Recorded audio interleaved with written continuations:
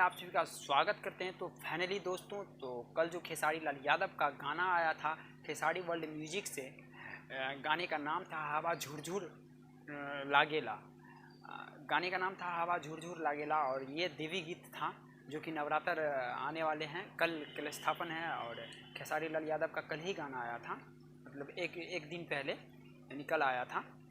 और उस गाने ने अभी म्यूजिक सेक्शन पर 4 नंबर पर ट्रेंड कर रहा है। तो आप लोग नहीं देखे हैं गाना तो जाकर देख सकते हैं खेसारी वर्ल्ड म्यूजिक पर। और उस गाने को जितना हो सके लाइक कीजिए और कमेंट कीजिए ताकि 1 नंबर ट्रेंडिंग में आए। आप लोग से यही विनती है।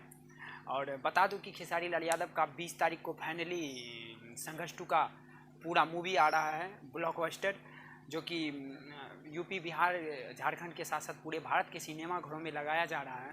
तो उसी मूवी का आज फिर एक ट्रेलर आया है, लगभग 1.5 मिनट का है। तो काफ़ी बेहतरीन है।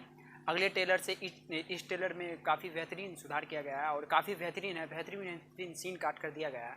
तो अगर आप लोग नहीं देखे हैं तो जाकर देख सकते हैं वर्ल्ड वाइड रिकॉर्ड्स के भोजपुरी पर।